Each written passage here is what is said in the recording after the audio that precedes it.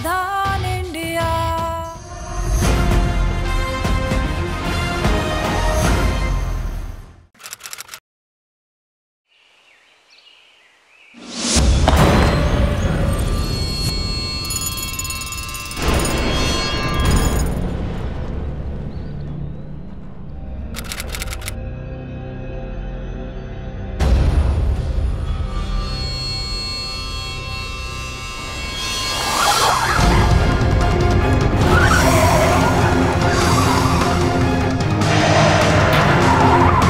कौन थी औरत जिसके साथ हर मोड़ पर कोई ना कोई जानलेवा हादसा हो रहा था, जैसे उसके सर पर हर वक्त मौत का साया मंडरा रहा हो? क्या ये हादसे इत्तेफाकन हो रहे थे या फिर ये किसी की सोची समझी साजिश थी?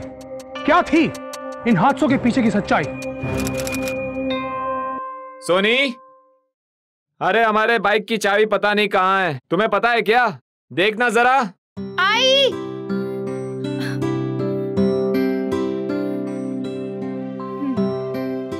फिर वही चाबी, तुम्हें पता है?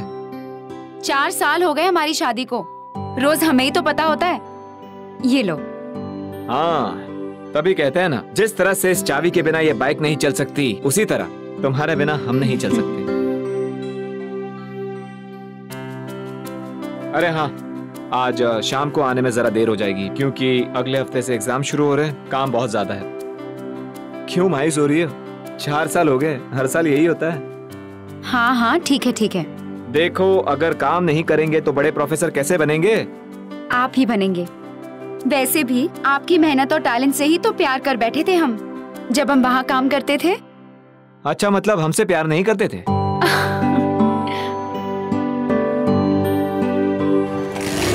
चलते हैं।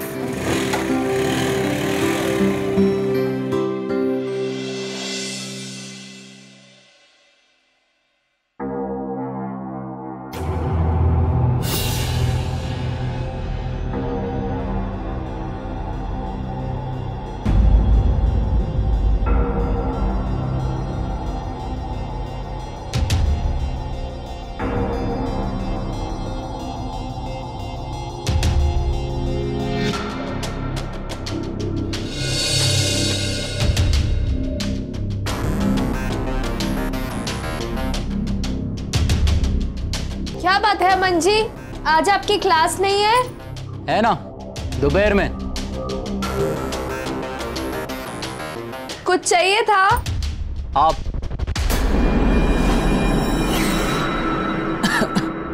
क्या हाथों का बना हुआ अचार?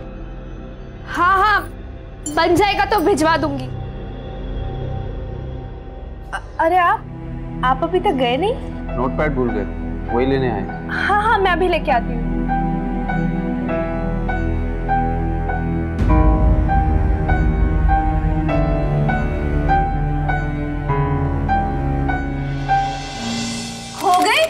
खो गई मतलब क्या? ऐसे कैसे खो गई? अनीता, तुमसे चाबी नहीं संभाली जा सकती?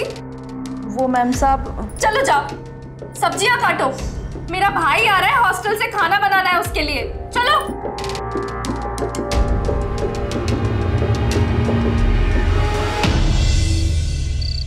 लेना। नहीं नहीं दीदी दीदी, बस बस बस बस, ऑलरेडी आपके बनाए खाने के लालच में बहुत ज्यादा खा चुका हूँ मैं। लालच की क्या बात कर रहे हो? ये देखो, 4 साल की लालच का नतीजा। जीजू, आप इतने हैंडसम हो, इतने से पेट से क्या फर्क पड़ने वाला है? ये कौन बार बार ब्लैंक कॉल कर रहा है? तुम रुको, खाना खाओ, मैं देखती हूँ।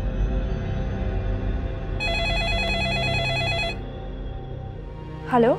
चलो, आखिर तुमने फोन तो उठाया, वरना मुझे तो लगा कि आज तुम्हारे भाई की आवाज सुननी पड़ेगी। हमने तो ये बताने के लिए फोन लगाया था कि आज तुम बहुत खूबसूरत लग रही हो। Hello hello hello.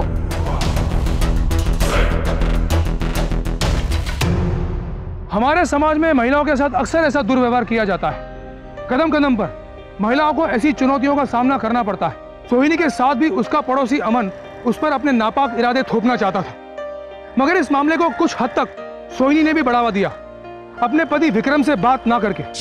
यहीं पर हमारी समाज की महिलाएं गलती कर बैठती हैं। शर्म और बदनामी के मारे वो चुप हो जाती हैं, बात को दबा देती हैं, जबकि होना उल्टा चाहिए।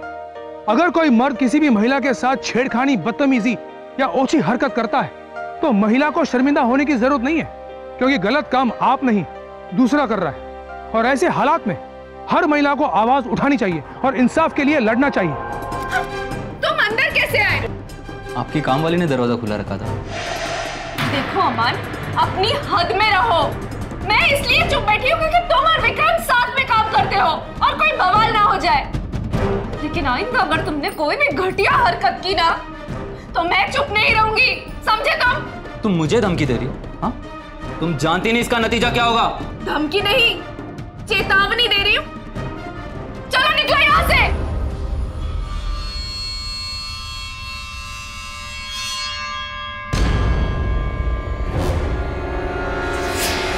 सोहिनी ने अमन को अपनी मनमानी करने से रोककर उसके अहंकार को करारा तमाचा मारा था, जिसकी वजह से अमन तिलमिला उठा था। उसे अपनी ये बेइज्जती कतई बर्दाश्त नहीं हो रही थी।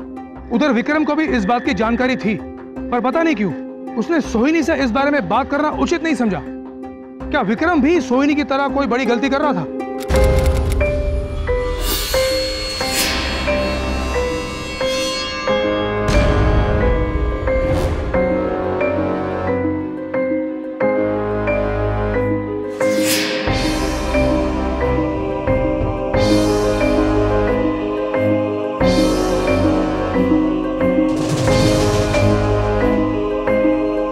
जो भी नोट्स मैंने तुम्हें दिए हैं वो सब अच्छी तरह से देख लेना।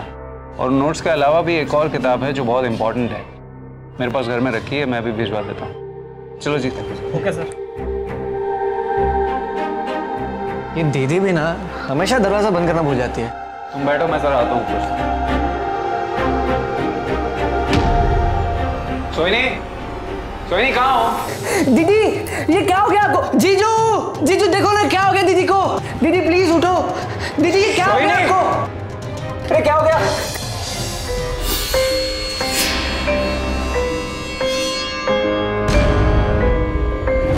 अरे डॉक्टर साहब देखिए ना इन्हें, कितना खून बह गया है। क्या हुआ इन्हें? पता नहीं, घर पे चोरी हुई थी और दीदी जमीन पर बेहोश पड़ी थी। आपको जो पूछना है बाद में पूछिएगा, पहले इनका देखिए। इन्हें उठी लेके जाओ जल्दी, come on quick fast move move.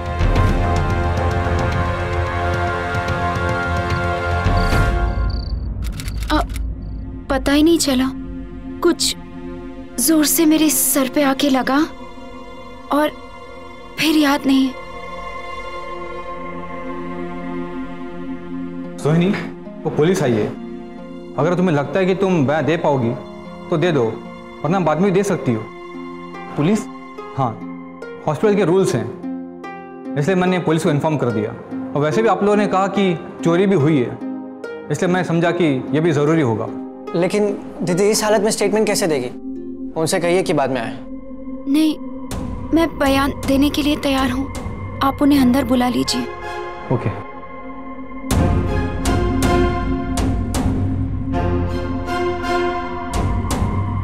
जी कहिए, मैं ही सोहिनी हूँ, बताइए। आप? मैं विक्रम राय, इनका पति। ये जीत है, इनका भाई। सोनी जी, आपके साथ जो कुछ भी हुआ आराम से आप बताइए। मैम सब सारा काम हो गया है, मैं जाऊं? हाँ ठीक है जी।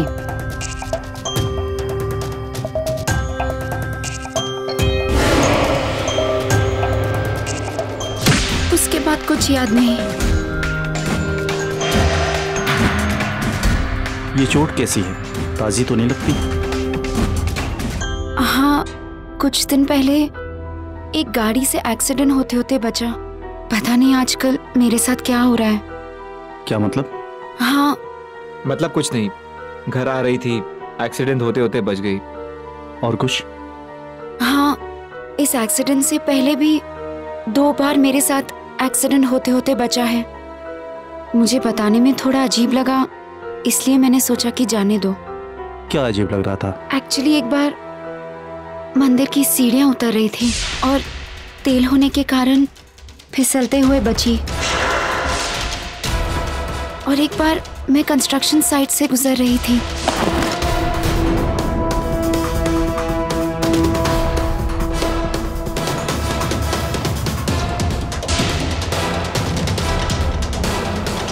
आपको इस हालत में सबसे पहले घर में किसने देखा?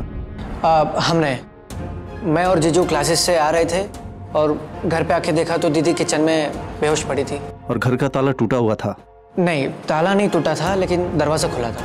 इसका मतलब कोई चाबी से अंदर घुसा है और आप लोग कह रहे हैं चोरी हुई है।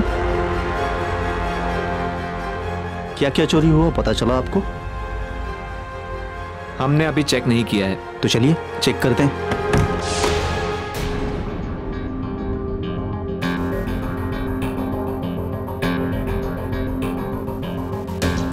इंस्पेक्टर झा और उनकी टीम ने विक्रम के घर की गहन तलाशी ली और सिर्फ अलमारी में रखी सेफ से पैसे और गहनों की चोरी हुई थी। बाकी घर का सामान वैसा का वैसा रखा हुआ था। इंस्पेक्टर झा ये समझ गए कि यह काम किसी अपने या करीबी इंसान का हो सकता है, जिसका विक्रम के घर आना जाना लगा रहता होगा। तो घर की चाबी आप 3 लोगों के पास होती है, एक आपके पास, सोहिनी जी के पास और जीत के पास, राइट? जी हाँ।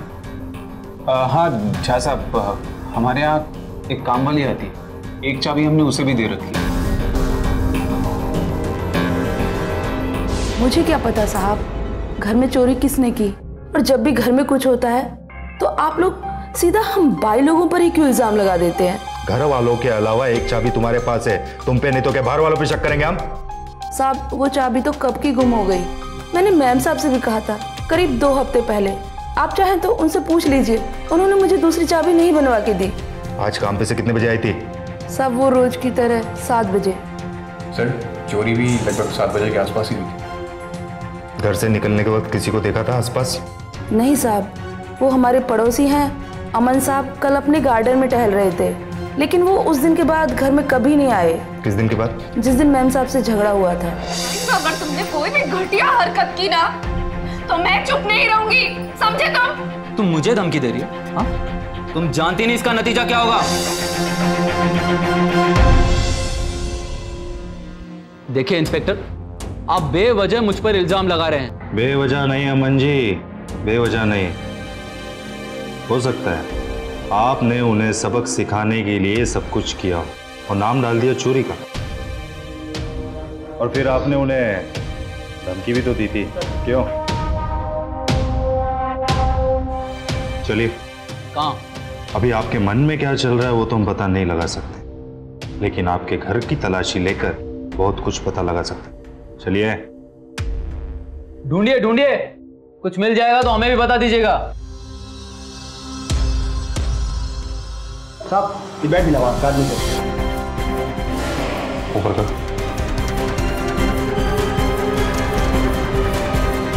अब इसके बारे में क्या कहना है आपका? हमें क्या पता किसकी है ये और कहां से आई है। चुप, इस खून को सोहिनी जी के खून से मैच करो। लेकिन मेरी बात तो सुनिए आप। अरे इंस्पेक्टर साहब मेरी बात तो सुनिए, आप ऐसा नहीं कर सकते। अमन को फौरन हिरासत में ले लिया गया और सोहिनी के कत्ल की कोशिश के लिए उस पर अटेम्प्ट टू मर्डर का केस चलाया गया। दूसरी ओर सोहिनी अस्पताल से डिस्चार्ज होकर अपने घर पहुंच गई, मगर उसकी हालत अभी बहुत नाजुक थी। गहरे जख्म से वो धीरे धीरे उभर रही थी, लेकिन कम से कम अमन की गिरफ्तारी ने उसके मन को सुकून पहुंचाया। सब मेरी ही गलती है, मुझे आपको बता देना चाहिए था उसकी हरकतों के बारे में, लेकिन मैं आपको खामखा परेशान नहीं करना चाहती थी। इसमें तुम्हारी कोई गलती नहीं है, अपने आप को दोष मत दो। सह देखो अपनी, कुछ खा लो। सच कहूँ तो बिल्कुल भूख नहीं है, अब इतनी गर्मी है कि मन भी नहीं कर रहा है खाना खाने का। मैं नींबू पानी बना लेती हूँ। बैठो, हम बना कर लाते हैं।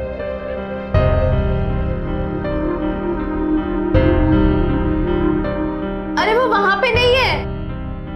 मिल गया मुझे।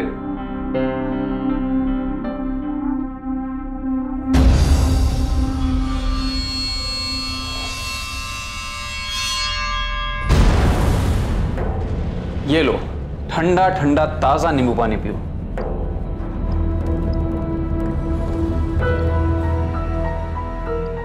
क्या हुआ? कुछ नहीं, चोट लगने की वजह से दिमाग काम नहीं कर रहा है। दिमाग पे जोर डालने की जरूरत है भी नहीं।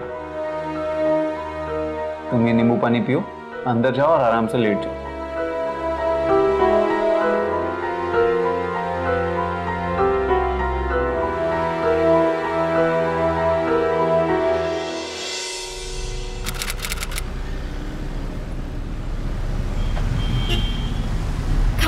कितना अच्छा था ना विक्रम। हाँ।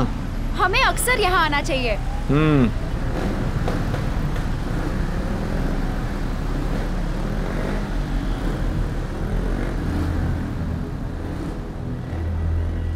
क्या हो गया? मेरी हेडलाइट बंद हो गई है। अभी कुछ ही दिन पहले मैंने मैकेनिक को दी थी बाइक। इन लोगों को एक बार कोई चीज दो तो ठीक हो ही नहीं सकती। अरे लेकिन इतने अंधेरे में बिना हेडलाइट्स के हम कैसे जाएंगे? क्या करें अब, यहाँ तो नहीं रोक सकते। तुम घबराओ मत, मैं संभल कर चलाऊंगा।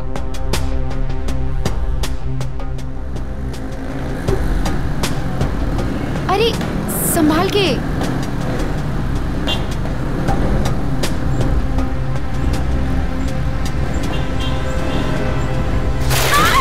वो जिस औरत का एक्सीडेंट हुआ उसका नाम क्या है? सर उसका नाम सोहिनी है। सोहिनी। जी सर। मिस्टर विक्रम, आप? जिस औरत का एक्सीडेंट हुआ मेरी पत्नी है। सोहिनी जी, मुझे तो लगता है किसी ने जैसे आपकी जान को नुकसान पहुंचाने की ठान ली। वो सब छोड़िए इंस्पेक्टर साहब, आप हमें ये बताइए कि उस अमन का क्या? हमें लगता है कि इसके पीछे भी उसी का हाथ है। उसे कल ही छोड़ दिया। क्या छूट गया? दीदी क्या हो गया आपको? मैं बिल्कुल ठीक हूँ, कुछ नहीं, बस एक छोटा सा एक्सीडेंट हो गया। एक्सीडेंट फिर से? वही तो, एक इंसान के इतने एक्सीडेंट कैसे हो सकते हैं? हम आपसे कह रहे हैं इसके पीछे उसी अमन का हाथ। अमन ने दोबारा सोहिनी की जान लेने की कोशिश की है। जीजू अमन तो जेल में है। छूट गया। देखिए मिस्टर विक्रम, उस बेड के सिवा और कोई सबूत नहीं था। वो भी इत्तेफाक था। जब ये हादसा हुआ था वो अमेरिका में अपनी बहन के साथ वीडियो चैट कर रहा था। उसने कहा और आपने मान लिया। कीमत तो मेरी पत्नी को चुकानी पड़ी ना। वहां आपने उसे छोड़ा नहीं कि वो शुरू हो गया। वैसे भी मिस्टर विक्रम, अमन इस वक्त शहर में है ही नहीं, वो बेंगलोर में है। ये भी तो हो सकता है ये काम उसने किसी और से करवाया हो। आप जो कह रहे हैं वो मुमकिन हो सकता है और नहीं भी। आप सीधे सीधे ये क्यों नहीं कहते कि आप कुछ कर नहीं सकते?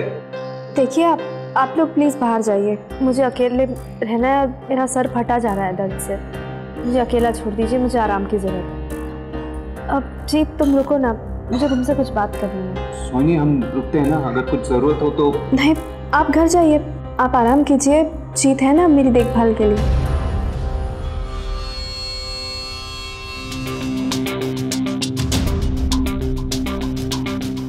जीत, पता नहीं सोहिनी को क्या हो गया, बदली बदली सी लग रही है।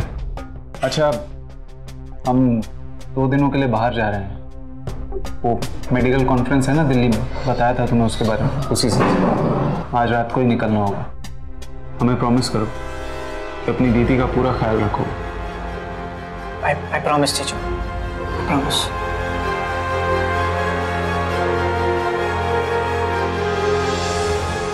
दीदी अब फिर शुरू हो गई। मुझे समझ में नहीं आ रहा आपके मन में यह वहम जीजू के खिलाफ कैसे आ गया, और वो भी जबकि सबको पता है, आपको भी पता है कि ये सब वो अमन कर रहा था।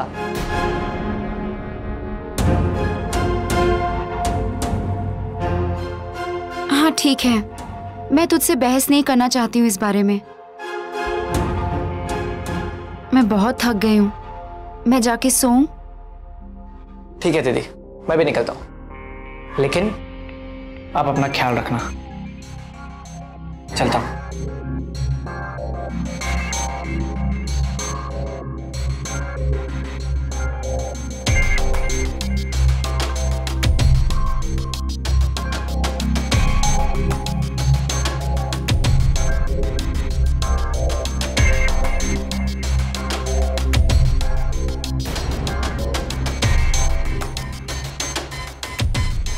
हेलो, हाँ मैं इंस्पेक्टर झा से बात कर सकती हूँ? जी नहीं, वो किसी इमरजेंसी केस पर बाहर गए हैं, वो कल सुबह तक लौटेंगे। ठीक है।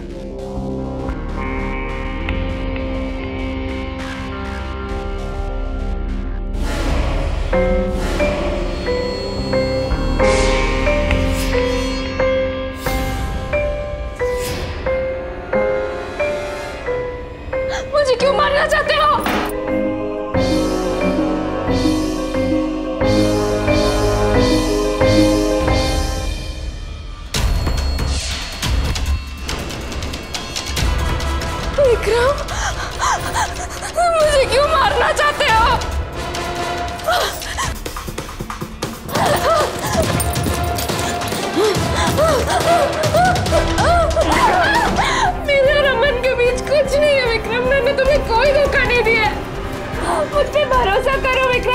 कुछ नहीं किया है। तुम पर भरोसा है हमें।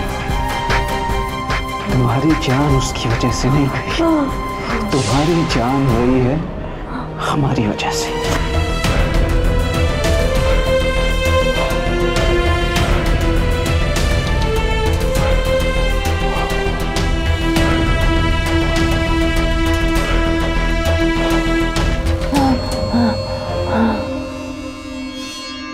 जी, मैंने तुमसे कहा था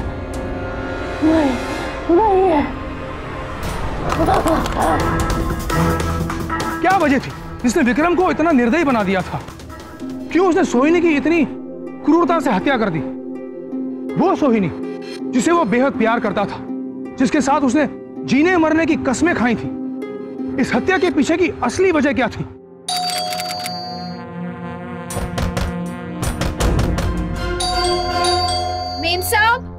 मेम साहब दरवाजा खोलो। अरे क्या हुआ? 1 महीने से कह रही हूँ कि चाबी बनवा दो, चाबी बनवा दो, पर मेम साहब को टाइम कहाँ और बिना मतलब इधर खड़ी हूँ। मेरे पास चाबी है। ये सब क्यों ऐसे बिखरा हुआ है? दीदी, दीदी, दीदी, दीदी, दीदी, दीदी।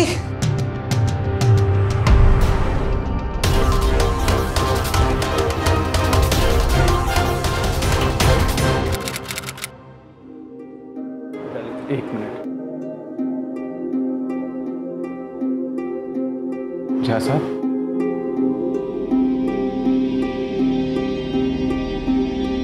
जी दीदी,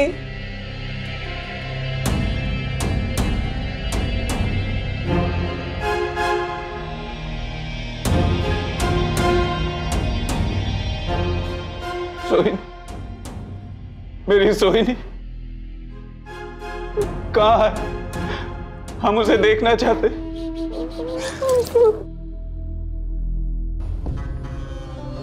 मिस्टर विक्रम, सोनू जी की बॉडी को पोस्टमार्टम के लिए भेजा है। जैसे ही टेस्ट हो जाएंगे बॉडी आपको लौटा दी जाएगी। मेरी सोहिनी किसने किया ये? फिलहाल तो कुछ नहीं कह सकते। शावर के पानी की वजह से ज्यादा करके निशान और सबूत धुल चुके हैं, फिर भी फॉरेंसिक एविडेंस तो होगी। क्या फायदा? मेरी सोहिनी तो वापस नहीं आएगी। माफ कीजिएगा, ये समय सही तो नहीं है, लेकिन करना जरूरी है। आप दोनों से कुछ जरूरी सवालात करने हैं। अगर आप लोग पुलिस स्टेशन आ जाते तो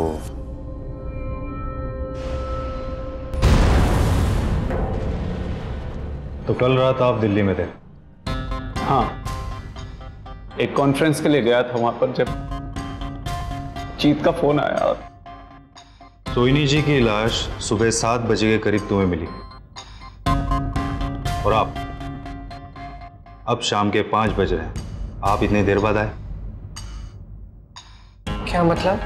मतलब ये कि दिल्ली से पहली फ्लाइट दोपहर 12:30 बजे की है और इन्हें अपनी बीवी की खबर मिलते ही उसी फ्लाइट से यहाँ आ जाना चाहिए था। हाँ, वो मैंने जीजू को कॉल किया था, लेकिन उनका फोन लग नहीं रहा।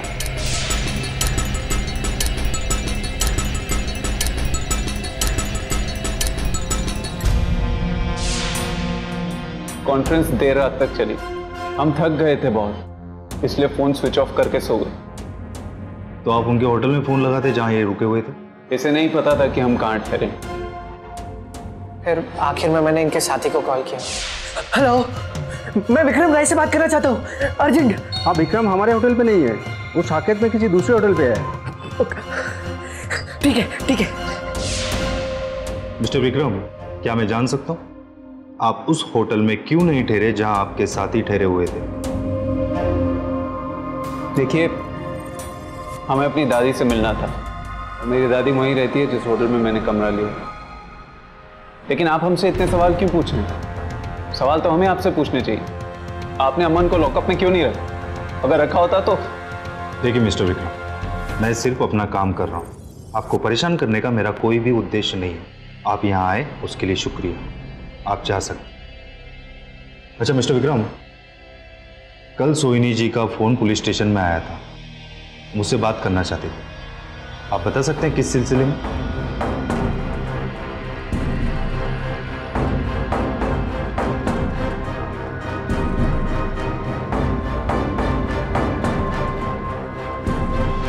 आप बताएंगे आपने मुझे यहाँ अकेले क्यों बुलाया? ऐसा क्या है जो आप जीजू से छुपाना चाहते हैं? ये तुम्हारी दीदी का हैंडसेट है जिससे हमें ऑडियो क्लिप्स मिली हैं, जो हमने हमारे लैपटॉप में स्टोर किया है। पहले इसको देखो, उसके बाद तुम्हें जो पूछना है वो पूछो।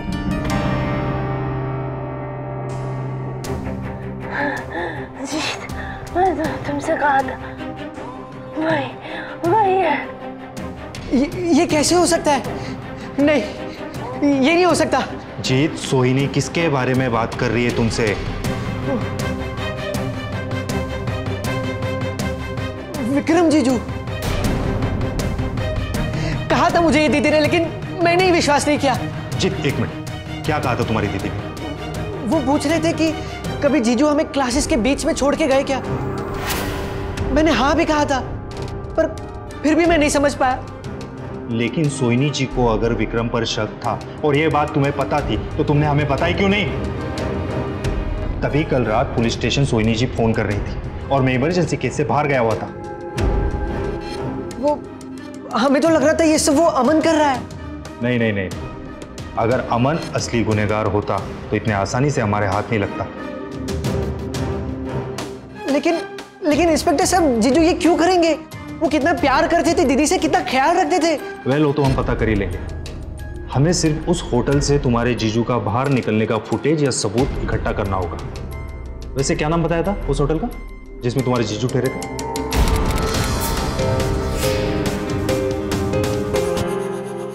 जी जनाब, हमारे पास उस होटल की फुटेज है जहां मिस्टर विक्रम ठहरे हुए थे। दिखाओ, चालू करो।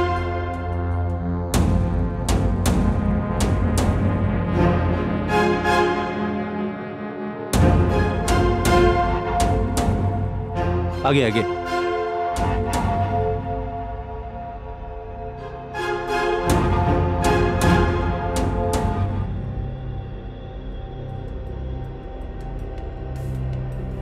आगे आगे।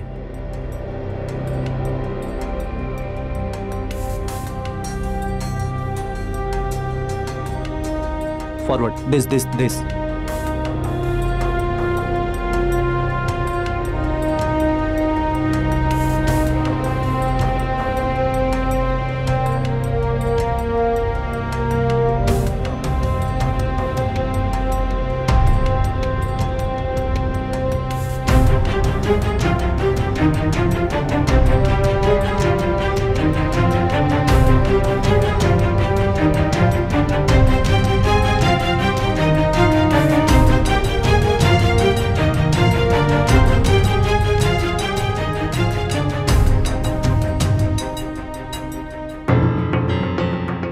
तो ये 7 बजे निकला है यहाँ से।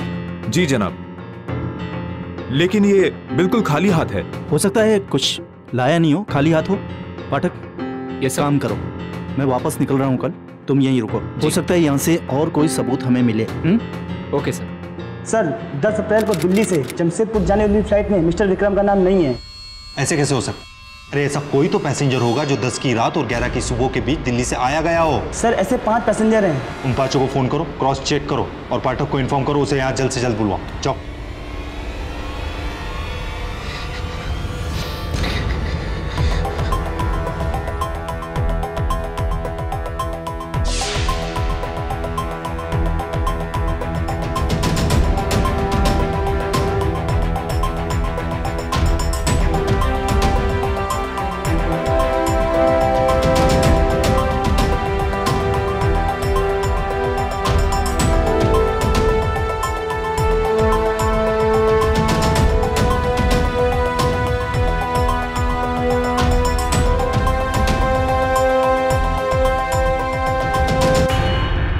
पांचों को चेक कर लिया सर, सिवाय एक के, सुरेश विजयन।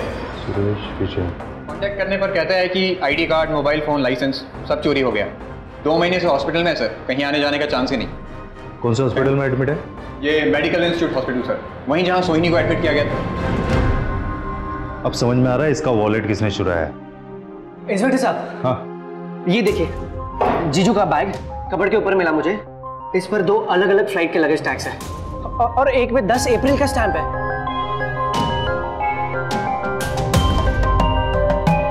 लेकिन अब क्या? बस अब ये कि उस होटल से सीसीटीवी फुटेज आने का इंतजार है, थोड़ी देर में आती होगी।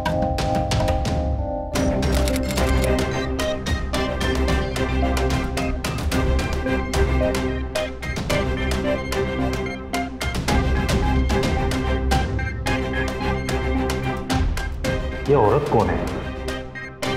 इसके पास वैसा ही बैग है जैसा बैग विक्रम के पास है। चेहरा भी ठीक से दिखाई नहीं दे रहा सर। पता करो ये कौन है और इमीडिएट मुझे इन्फॉर्म करो। और विक्रम के सारे फोन रिकॉर्ड्स निकलवाओ 1 घंटे के अंदर, समझ गए? Yes sir. हाँ। विक्रम राय अपने घर पर भी नहीं। एक काम करो, सब जगह नाकाबंदी करो। Okay sir. इंस्पेक्टर झा और उनकी टीम फौरन सोहिनी के घर पहुंचे, मगर विक्रम तब तक फरार हो चुका था। सर ये विक्रम के मोबाइल फोन रिकॉर्ड्स है। इस नंबर से 12 फोन आया और किया है। सर ये दिल्ली का नंबर है, किसी रंजना शर्मा का। रंजना शर्मा?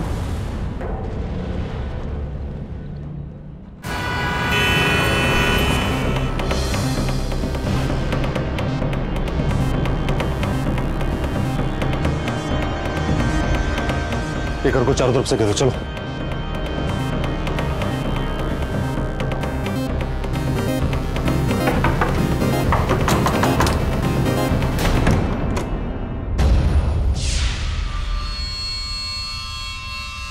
ओरा पकड़ो से।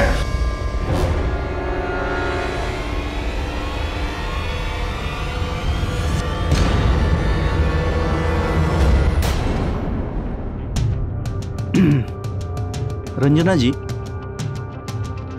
ये फुटेज है ना, मुझे परेशान कर रहा है।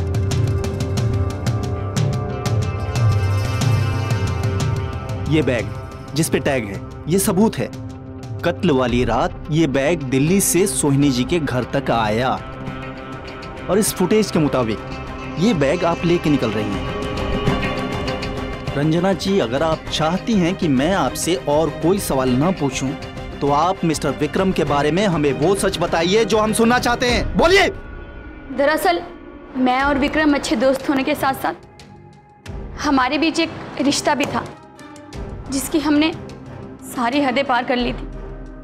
विक्रम हमेशा के लिए दिल्ली आना चाहते थे और मेरे साथ रहना चाहते थे। इसीलिए तुमने उससे कहा कि अपनी पत्नी को मार दो? नहीं नहीं, मैंने ऐसा नहीं कहा। मैंने सिर्फ उसे डाइवोर्स लेने के लिए कहा था, पर उसने ऐसा नहीं किया। शायद उसे लगता था कि वो लोग जो उसे प्यार करते हैं, कि स्टूडेंट्स और उसके कलीग्स, अगर वो ऐसा करेगा तो पता नहीं वो क्या सोचेंगे। कत्ल वाली रात क्या हुआ?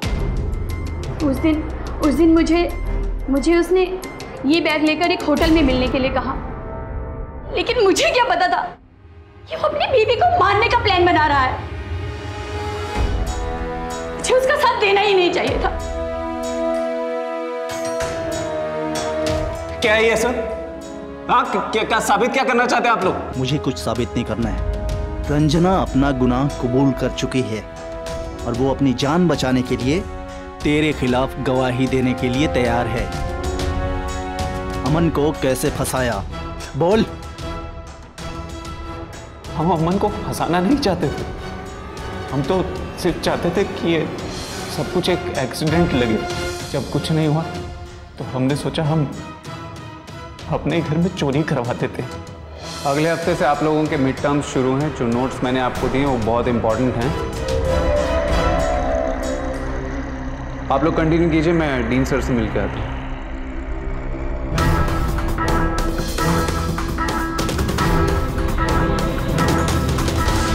लेकिन पता नहीं कैसे आप लोगों को पता चल गया कि सोहिनी को किसी अपने ने ही मारा। उस समय मुझे पता चला कि हमारी काम वाली ने अमन का जिक्र किया, तो हमने सोचा क्यों ना इस बात का फायदा उठाकर अमन को ही फंसा दे।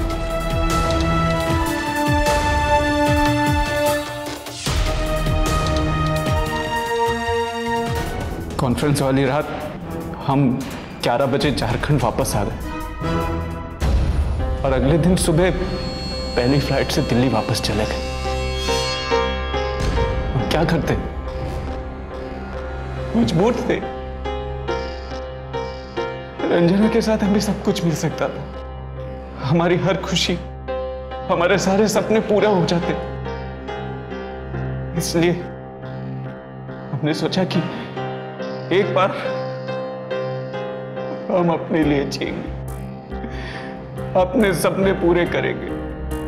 हम कुछ करना चाहते थे इंस्पेक्टर, कुछ बनना चाहते थे। खैर, कुछ का तो पता नहीं, लेकिन आप मुजरिम जरूर बन गए मिस्टर विक्रम। विक्रम अगर चाहता तो वो सोहिनी से तलाक लेकर अपनी बाकी की जिंदगी बड़े आराम से रंजना के साथ बिता सकता था, मगर तलाक लेने के बजाय उसने सोहिनी को मार डालना उचित समझा। नेशनल क्राइम रिकॉर्ड्स ब्यूरो के आंकड़ों के मुताबिक ज्यादातर खून की वजह प्यार में धोखा, एक तरफा प्यार या फिर एक्स्ट्रा मैरिटल अफेयर ही होते हैं। विक्रम ने भी इसी वजह से सोहिनी का खून किया और उसे इसकी सजा मिली। उसे सोहिनी की जान से ज्यादा अपने सपने, अपनी खोखली शान ज्यादा प्यारी थी और विक्रम की इस घटिया सोच को बढ़ावा दिया दूसरों की लापरवाही ने, क्योंकि बाद में सबको समझ में आ गया कि सोहिनी का डर उसका भ्रम नहीं था, मगर तब तक बहुत देर हो गई थी। काश सोहिनी ने पहले ही इंस्पेक्टर झा को सब कुछ बता दिया होता। काश जीत ने सोहिनी के डर को नजरअंदाज ना किया होता, तो शायद विक्रम को ऐसी हरकत करने की हिम्मत नहीं होती और सोहिनी आज जिंदा होती। अब मैं अमर उपाध्याय आपसे इजाजत चाहता हूं। कल फिर मिलेंगे जुर्म से जंग की ऐसी ही एक नई बेमिसाल कहानी के साथ। तब तक सावधान इंडिया, 100 फाइट बैक्स।